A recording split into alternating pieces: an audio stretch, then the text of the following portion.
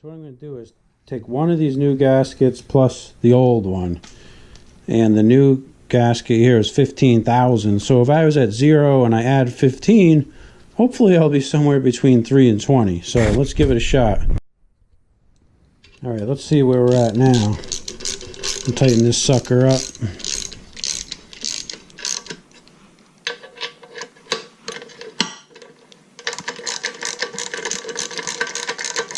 I like to measure the end play using a micrometer, or sorry, dial indicator on the magnetic base. I think it's much more accurate than using feeler gauge method like they suggest in the Kohler manual. That's just my 2 cents, you know. So let's get all 4 of these bolts snugged up and we'll kind of see where we're at. Probably 2 is good enough, but I'd rather have all 4 snug. And if you don't have the right end play, it's going to make your motor too tight also. So, let's see if we can't get that figured out.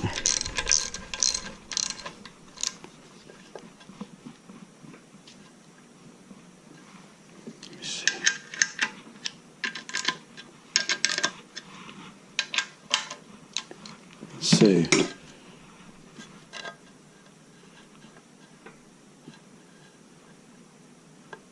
Pretty much have nothing still, so I'll take it apart and put a third gasket in. What the heck, you know? Yeah, it's got nothing still, so that's how this goes sometimes. It's a pain in the butt. You gotta keep doing this and doing it and doing it and see where it lands, you know? So hopefully the third time is the charm. Alright, so I got the magnetic base up here and I got a thing about zeroed out right there. So if I pull the crank back, you can see it goes down to a little below 90, maybe it goes to 88. So I got about 12,000. So I'm right in that range of 3 to 20. I'm kind of right in the middle. And what I ended up doing was I took out the 2 little spacers and they gave you 1 big spacer that was like 35,000. So I put that one in and I appear to be in good shape, so we can move forward with the piston. Alright, so this is my piston and rings, and if you remember correctly, there's a little hole here in the rod that has to go towards the camshaft, which is going to be on this side of the motor. So it has to go in like this. So you can see there's a little bit of scoring on this piston from the first time around here, but in the big picture it's not bad. We're going to just go with it. So these are metric bolts if I remember right, but basically going to take these out and throw some oil around our rings here and drop her in a hole. Let's see. Then we'll have to use a torque wrench to torque it up. Let's see if we can get these out real quick. So this is how it's going to be, and you can see that there's like this mark here on the rod cap to line up. That's only on one side, so can't really screw it up and put the rod in upside down. And the cap on wrong, I should say. So that is the camshaft side, so it's going to go in like this. And just put this in a safe spot over here. And really it's best to do this with the engine upright. It's kind of tough when you got the bearing plate hanging out the bottom. I'm going to put it right on the edge of my bench here, and I'm going to put that here with the in my oil pan with the cam side up. I'm just going to tilt this 90 degrees as so. Let's see. There we go. It's got a little bit of oil in here still from something. So anyways, here's the piston. And let's see how it feels. Yeah, there's a lot. You can see there's a lot more play in there than there used to be. That's good. So I got to find my ring compressor. Oh, it's right here. What do you know? Here it is. Perfect. Let me just try to clean it up a little bit because it always gets rusty sitting in the garage. Even though it's covered with oil, it always seems to get rusty. Here's the little wrench for it. So I gotta let it out a little bit, I'm sure. So we'll do that first. Let's see. I'll clean it up again. Let's see. Is that enough? Nope. That's probably getting close. We got a big piston in this 14 horse. So let's see if we can get it in. There we go. Now I'm going to put a lot of oil around here. I'm going to liberally coat it with oil, as they might say. I don't care if it starts squirting out everywhere. That's just what you got to do. And ideally you would hold the piston up a little bit here, and which I just dropped it. I should be able to, I can't grab it because I got the bearing plate on.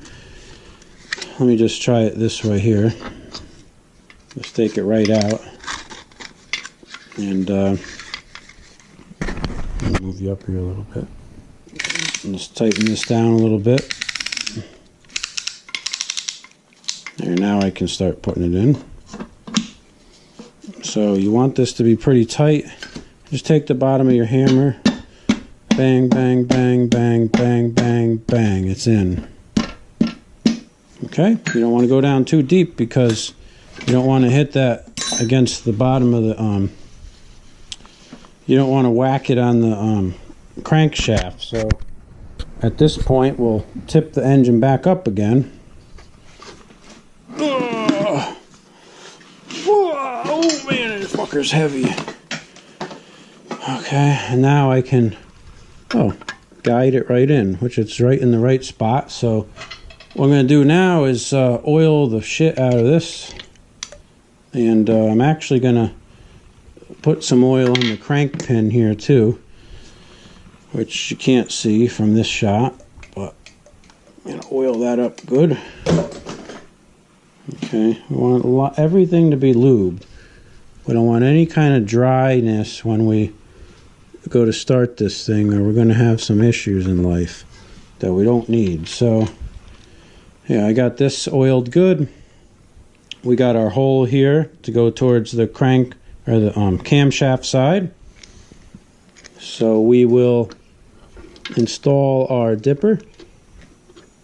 And I'm just going to get these things like kind of hand tight for now. And we'll have to get out the torque wrench and torque them to the Kohler spec. And for now, I'm just going hand tight. Alright, I'll be back. Alright, so I got my torque wrench here set to the proper value.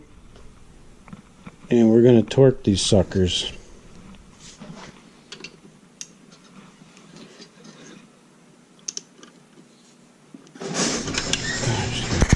Well, I'm going to put the valves back in. I got the radio on tonight, so have a little bit of music going with this, I guess. 60 degrees out today in November here in Connecticut. That's kind of unheard of. So I'll take it.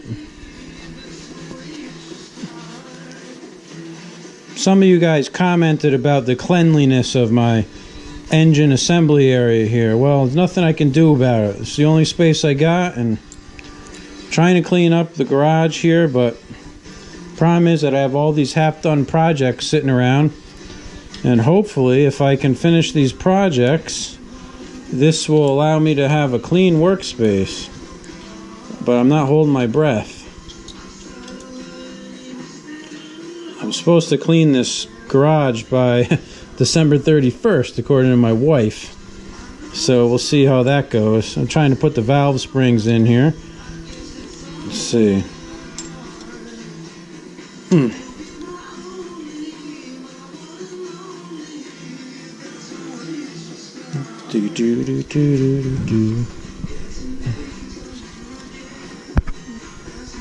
Sometimes it's tricky, that's for sure.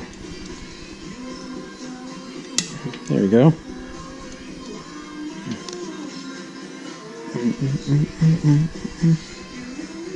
Shit.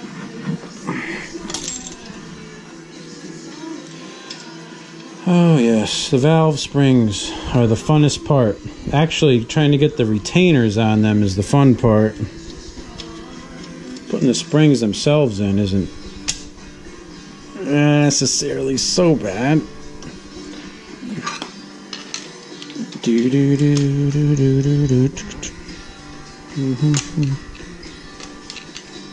I should have put the springs in before I put the lifters in, but hey, hindsight's 20/20, right? Isn't that what they say?